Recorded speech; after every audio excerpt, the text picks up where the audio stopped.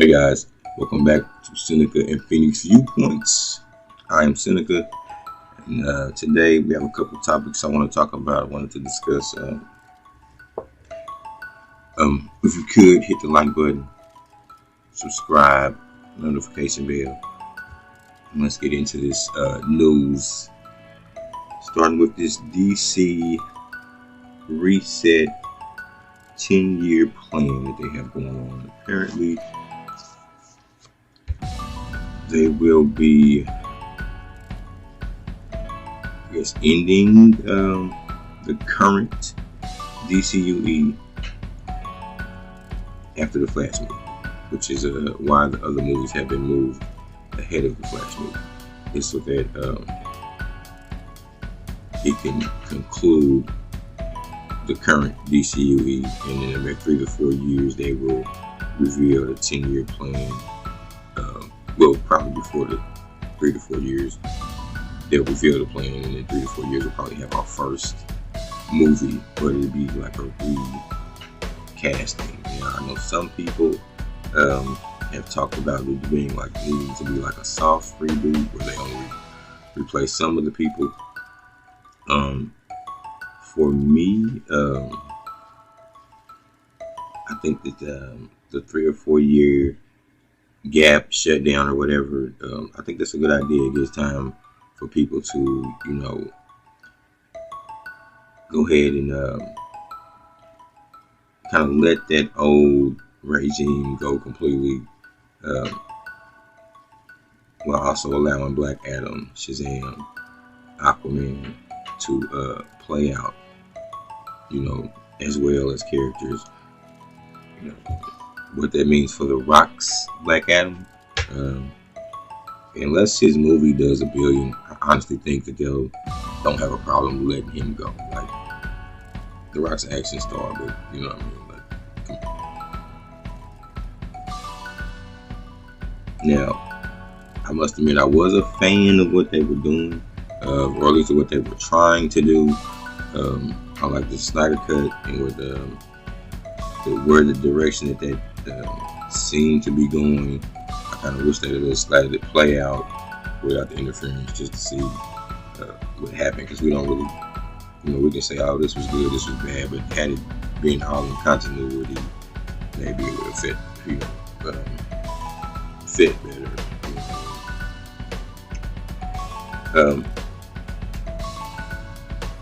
But apparently they got Kevin Feige's old boss, and he's supposed to be helping put together a 10-year plan like he helped Kevin Feige put together for Marvel. So we'll see what happens, where this goes. I'm interested to see, who they bring in, new Superman, a new Batman, because I don't think that they'll use Pattinson's Batman. I think his Batman will stay separate. Matt Reeves is on record saying that he didn't want to do the whole, Superman, Batman thing. So I don't think that happened.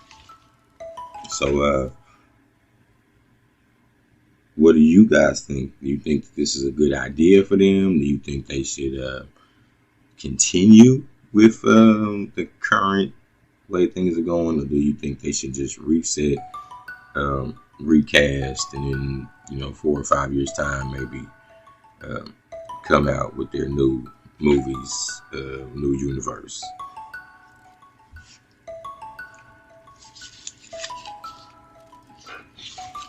Put it. Let me know. Put it in the comments. Next on my list is the new DC Warner Brothers Netflix series, Sandman. It is a DC property for those of you who are not familiar with the Sandman. The first 2 episodes is what I'm basically going to talk about. I'm not really going to go into the details. Just kind of tell you what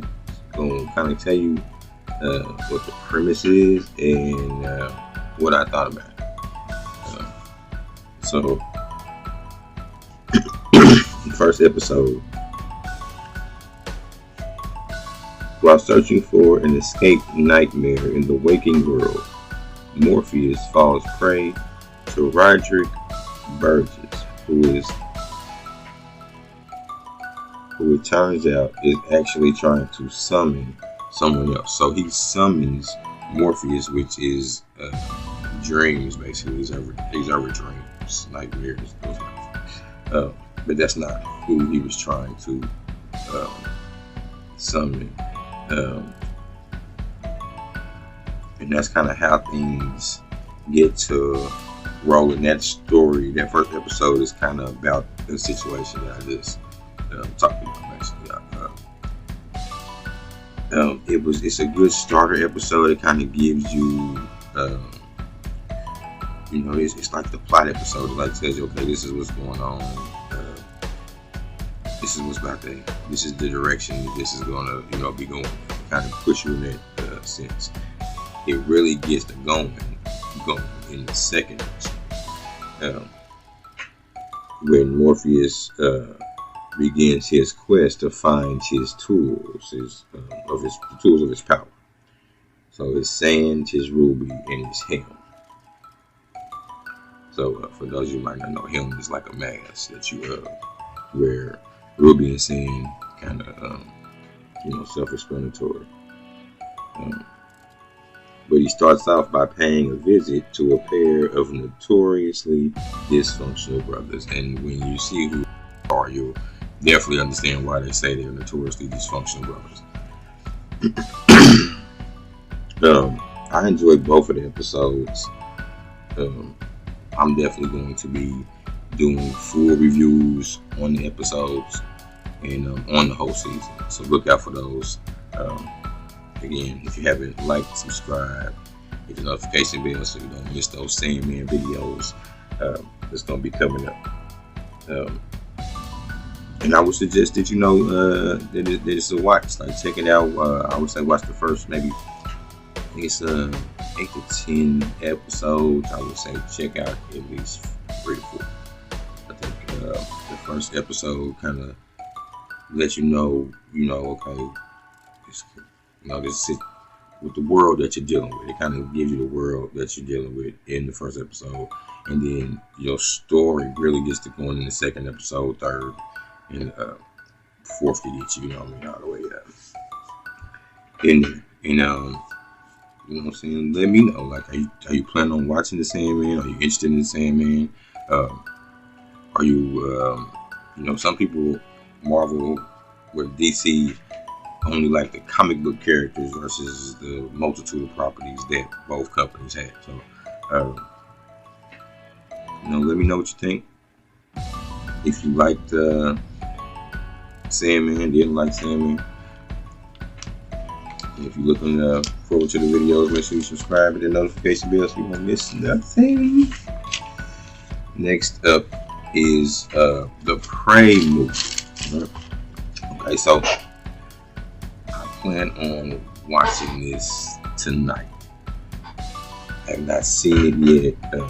It is now streaming on Hulu.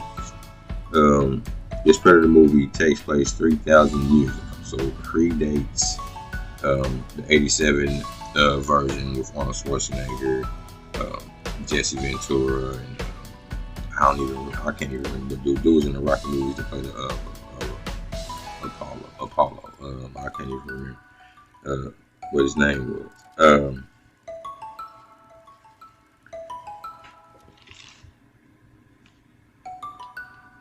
And most people who I have talked to or seen talk about the movie have had very high praise for it. I've heard from multiple people that it's the best Predator since Predator 1. But I've heard some couple people who, didn't like it, felt like it was like a woman empowering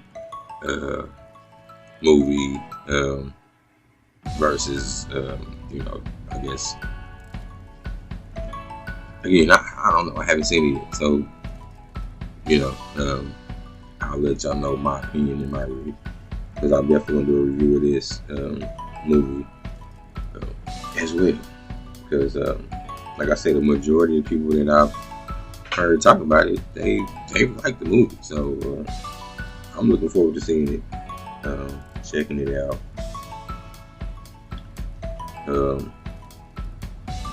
But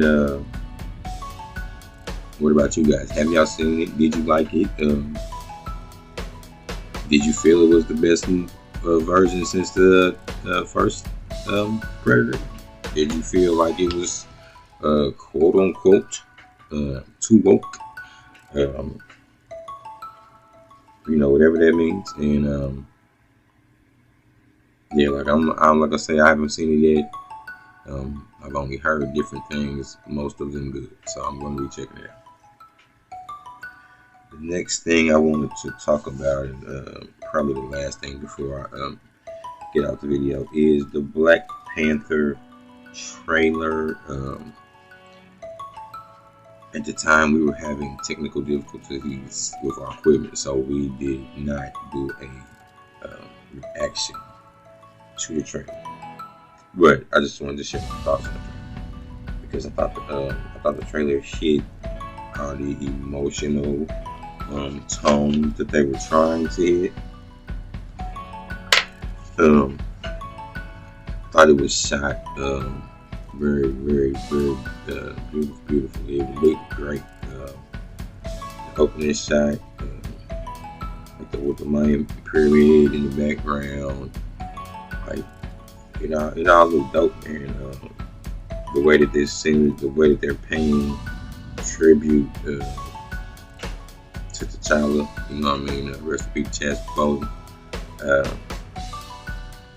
I thought it looked good, man. I thought it looked good. I know everybody was. I know there's a movement going on, a petition going on to get everybody to wear white to the opening. So, if I got white, I gotta get some Black Panther stuff printed on the sun. But Namor looks great. I'm very interested in seeing him, his backstory. I understand that he's not an Atlantean. It's going to be based off from the Mayan and I'm not going to say it right. Basically, the Mayan culture. I don't know if it's a real place or like one of the places that their culture, talked about. If different cultures have, different, mystical or heaven-like places in their, belief system. But I'm interested to see his backstory, how all that plays out, why he's going back and forth with Wakanda in this particular story. I know why he does it in the comic book. I don't know if that's going to be the same thing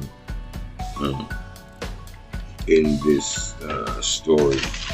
Shuri, her journey in this movie is very intriguing to me because of certain things that's out. We can conclude that she's the new Black Panther. So I want to see how she's going to take over her brother, how she's going to take over for T'Challa, and her training. Is it something that's been going on? Is there a time gap in between T'Challa dies and she becomes the Black Panther? Does it something happen where she goes into the ancestral realm and now she's because there is a scenario where she's in the scenario where she's in the ancestral realm in the comic book and she comes out as a sorcerer. So maybe instead of coming out as a sorcerer, she just comes out extremely skilled fighter. You know what I mean? I don't know, but if you have seen the Lego set, Wakanda Forever Lego sets, there's pictures online yeah, she's gonna be the Black Panther, and I don't have any issues with that. My first thought, before I even thought about the recasting, was she should take over the mantle. That's how it should be.